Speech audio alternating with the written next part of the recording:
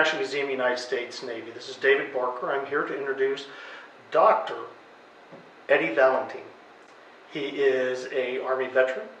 He is or was an officer in the Army. He has his doctorate in history, and we are lucky enough to have him here as one of our program. All right, good afternoon. My name is Edward Valentine. I'm a curator here at the National Museum of the U.S. Navy, and I want to welcome you guys all to our curator talk or presentation today about our newest temporary exhibit, Arming a New Navy. Arming a New Navy does two things. It offers an overview of the history of Building 76 here on the Washington Navy Yard, which is the current home of the museum, and it's also a broader social history of the people who worked here at the Navy Yard. Every exhibit has its origin story, so I'd first like to talk about how this exhibit came to fruition. Our team wanted to do something with a narrow focus with the small exhibit space that we had available. So we kicked around a few ideas, and ultimately we decided to develop an exhibit that focused on this building and the people who worked in the Naval gun factory.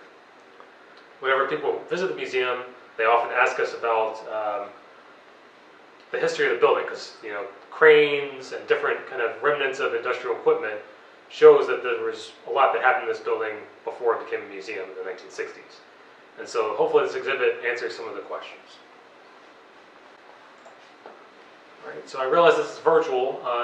In a normal time, I would take people that were attending in person to see the exhibit in person, but what I've done here is taken a picture of the exhibit space. So from left to right here, we have the kind of a broad history of the museum, the social history that I just mentioned about people that worked here. An awesome kind of lenticular image that blends like a current picture of the building with a historic image that our graphics department produced. And finally here, a small artifact that we have here is an ordnance wrench that was used at the Naval gun factory. And obviously you can't see it that well here, but a video that shows some of the work that happened here at the Naval gun factory in the 1950s. So if you ever get a chance to come out and see the exhibit in person, please do so.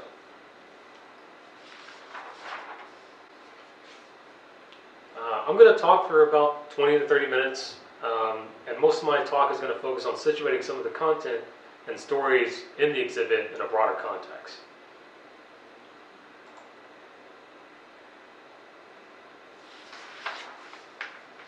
All right, so Arming a New Navy. Let's start with the exhibit title. What does that mean? We'll break it down into two parts. So I'm going to tackle the New Navy portion first. From 1775 through the 1870s, the U.S. Navy, with the exception of the Civil War, remained relatively small, and its main roles were defending the U.S. coast and protecting U.S. commerce. But by the 1880s, policymakers began believing that the old Navy was outdated and insufficient. There were serious questions about how and if the U.S. Navy could match up against more advanced navies during this time.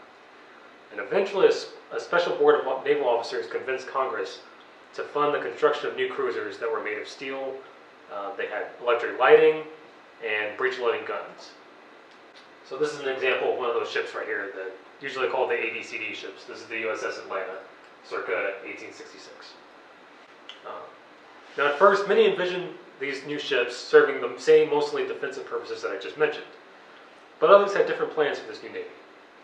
The end of the 19th century saw the growth of an interdependent global economic system and increased competition for colonies among European powers. Many within the U.S. had imperial interests of their own and feared being shut out of this seagoing commerce.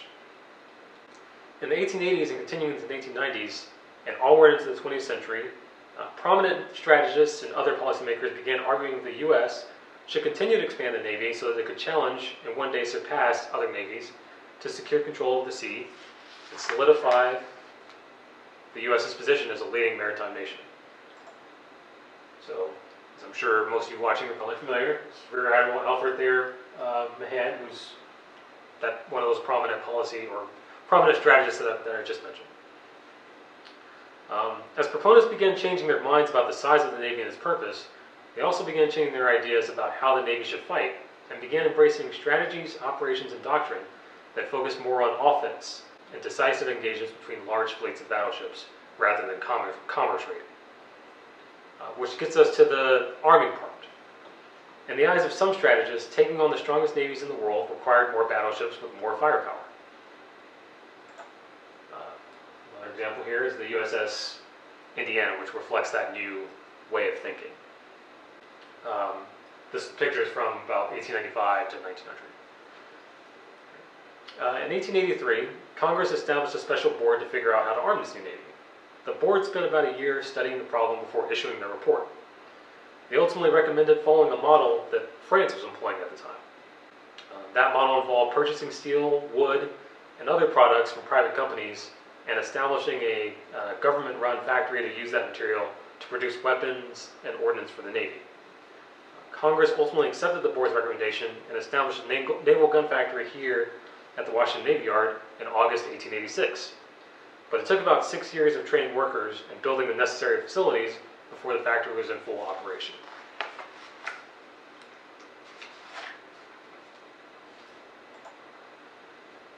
All right, so these two pictures here are internal views views inside Building 76, where I'm standing now giving you the presentation in the current home of the National Museum of the U.S. Navy.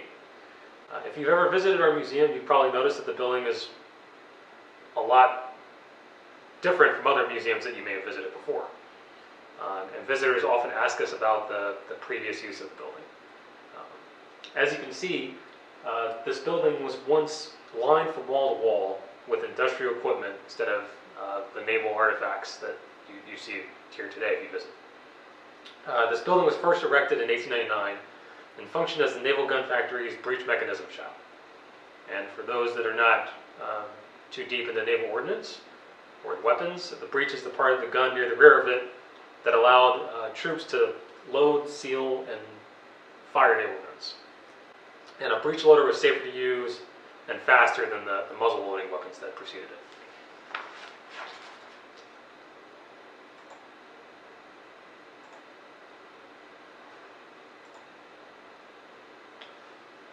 Alright, so this is probably one of my favorite pictures here that actually one of our graphics specialists was able to find. It's a map of the Washington Navy Yard's internal railway. And as you can see here, this photo of the exterior of Building 76, you can see railroad tracks kind of leading out of the building. And I think these pictures both really highlight the interconnectedness of the breech mechanism shop with other shops in the Naval Gun Factory. Producing the breech was just one part of a long and complex process of manufacturing naval weapons. The breech mechanism shop was just one of a series of different shops and departments with unique functions, specialties, and tools that were housed in different buildings that were spread throughout the Washington Navy Yard.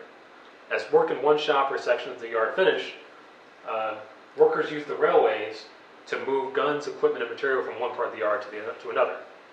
And the footprint of the Washington Navy Yard, if you're familiar with the DC area, extended far beyond the current boundaries that surround it today. At its peak, the yard consisted of 188 buildings on 126 acres of land.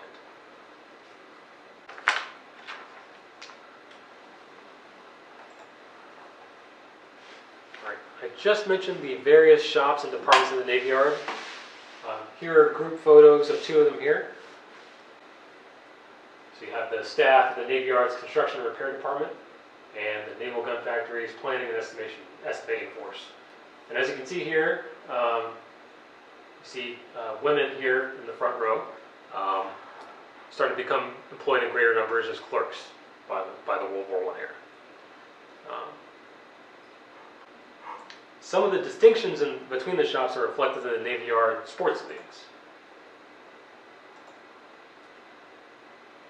So I have here the Navy Yard League duck pin averages. This is a piece from a local DC newspaper where I pull a lot of kind of interesting information. The departments and different staff sections would play against each other in different leagues: baseball, bowling, anything else. And one of the funny pieces here is a baseball team called the Clofeps, which was actually an acronym for a bunch of different shops that kind of assembled and put together their team themselves. And they couldn't decide on a name, so they decided to just develop an acronym that blended all the shop names together. So that's what that Clofeps, that's what that means.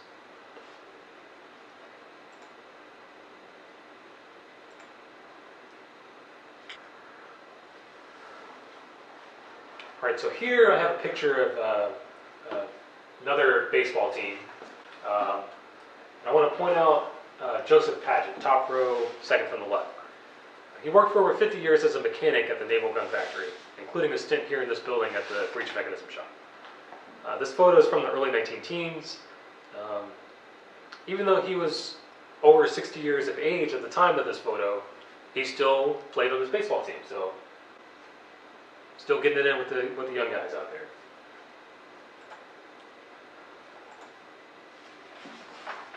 All right, this is a good point to transition to discussing the experiences of people who worked in the Naval Gun Factory. Working long hours in an ordnance factory often meant working in very hazardous conditions. From the blazing infernos of forges, cranes with heavy equipment hovering above you, guns weighing thousands of pounds, ammunition, and no shortage of sharp objects to do your work, there was a lot of danger during your time on the clock. Sports, vacation, and other forms of recreation offered important relief for workers after long days of work. So these are all articles from, or this is actually one set of articles from a local newspaper. They're a great window into the day-to-day lives of Naval Gun Factories employees. So here, for example, we have a person that returned to the tool shop after a 2-week vacation. You often hear about where people were going on vacation, different news on different sporting events at the Navy Yard, injuries, sometimes deaths and families. It's a great window into day-to-day life for people. It really helps to kind of humanize them. Most workers lived in nearby neighborhoods and either walked to work or traveled there via a streetcar entering through the Latrobe Gate. All right, which is no longer used right now, but this is, you can see here the Marine Guards in front and the streetcar here dropping off workers right in front. So I stated most lived in nearby neighborhoods. For example, one historic DC neighborhood called Barney Circle in the 1920s, it's estimated that 25% of the people who lived in Barney Circle, a couple miles north of the Navy Yard, were employees at the Naval Gun Factory.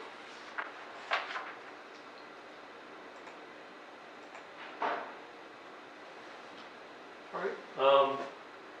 Census records are a lot of fun for me. Probably hard to read, but we have some also on our online component if you want to download those. You can find out a lot of information, where people were born. Here you have a Navy Yard employee. They often lay out their place of employment in the census records. So this is just a census record that kind of shows that.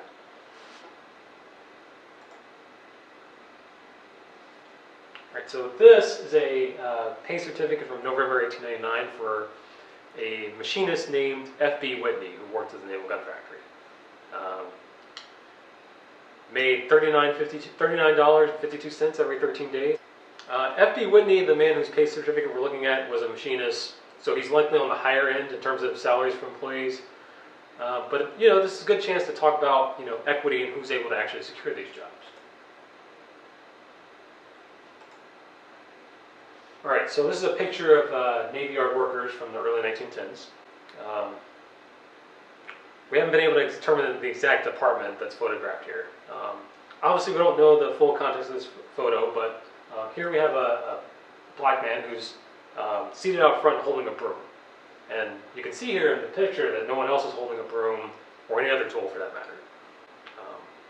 We don't know the full context of that photo, but it's kind of an interesting kind of depiction.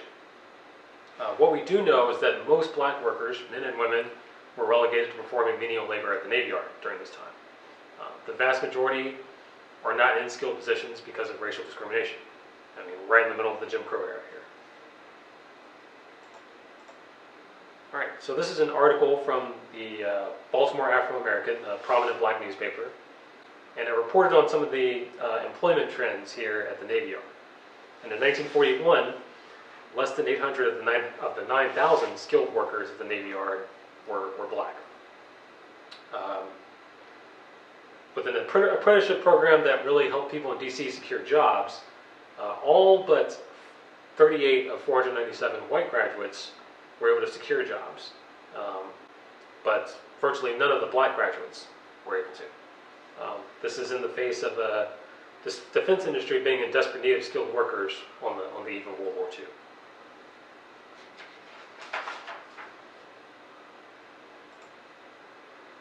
All right, so let's talk about World War II. It had a profound impact on the life of the Naval Gun Factory.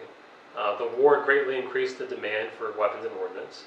The factory had to greatly increase its output, running 7 days a week, including night shifts.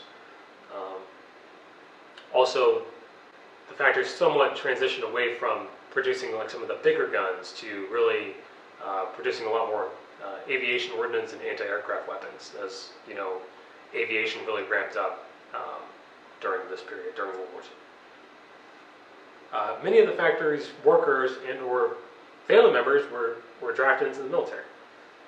Both of these articles are from a local publication called the Yard Log, which was a semi-monthly newspaper for all the people who worked at the Naval Gun Factory. All right, so one worker in this article, one worker in this building learned that his son, Lieutenant Glenn B. Smith, was the victim of a fatal accident somewhere in the Pacific Theater during the war. Staff Sergeant Grant Taylor was taken prisoner, and Sergeant Robert Vickers was MIA in Europe. Both worked here. Both Staff Sergeant Taylor and Sergeant Vickers worked here in this building. And on the right here, we have an article about Private First Class Robert Landis, fought with the 9th Infantry Division in North Africa, Italy, France, Belgium, Holland, and was killed in February 1945 in Germany. He was an employee from a neighboring shop here at the Naval Gun Factory.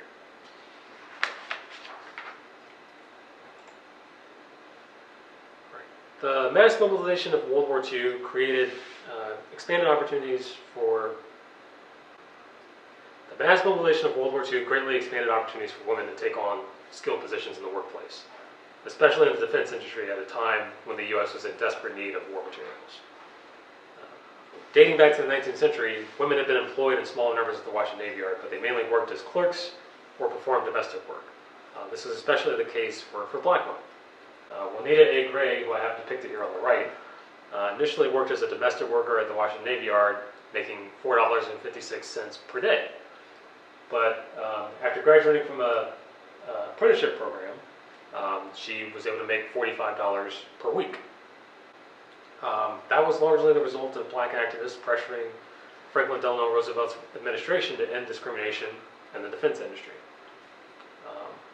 1,400 women, including 300 black women from the D.C. area, ultimately ended up working in skilled positions in the Naval Gun Factory.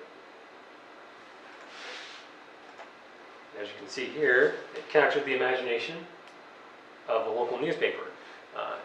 Women could also earn an extra 6 cents an hour for working with explosives. So here we have kind of details of each person depicted here, and they kind of give a sense of kind of what their experience was like. World War II marked an all-time high in employment at the Naval Gun Factory. The workforce as a whole during this period reached 20,000 people that worked around the clock producing and repairing materials to support the U.S. war effort. After World War II, work continued in the Naval Gun Factory for a time, but things began to change.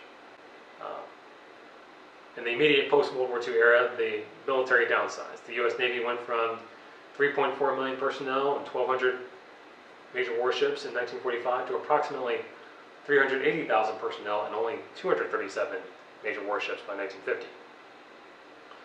The proliferation of nuclear weapons during the early Cold War led many to question the relevance of sea power and the need to spend a lot of money on a large navy. A lot of civilian and military leaders threw their support behind air power and the capability of the Air Force's long-range precision bombers to reach targets on land and destroy navies. Ultimately, these broader structural forces led to a decreased demand for naval weapons and ordnance, which led to a gradual reduction in operations and the workforce here at the Naval Gun Factory through the 1950s, until it eventually closed altogether in 1961. All right, so again, going back to some local newspapers here, these are really from around like the late 1950s, early 1960s, and it's really talking about some of the uncertain future of the Naval Gun Factory at that point. On the right here, we have two articles or two letters sent by workers to the local newspaper talking about the detrimental impact it would have on the economy and people's ability to secure jobs if the factory closed.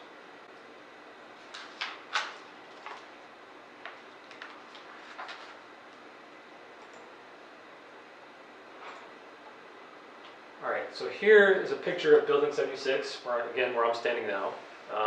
Here you can see workers removing the industrial equipment from this building to prepare it for conversion to the Naval Historical Display Center, which opened to the public in 1963.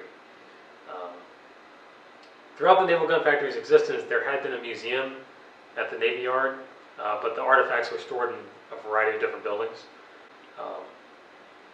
When this display center opened in 1963, it became a permanent home for those artifacts and remains the home of the National Museum, the National Museum of the U.S. Navy today. So I hope that you can all actually get a chance to come actually see our exhibit in person and some of the other great displays we have here at the museum. But in the meantime, I invite you to check out the online component of the Army and Navy exhibit on our website. And thank you for joining us virtually.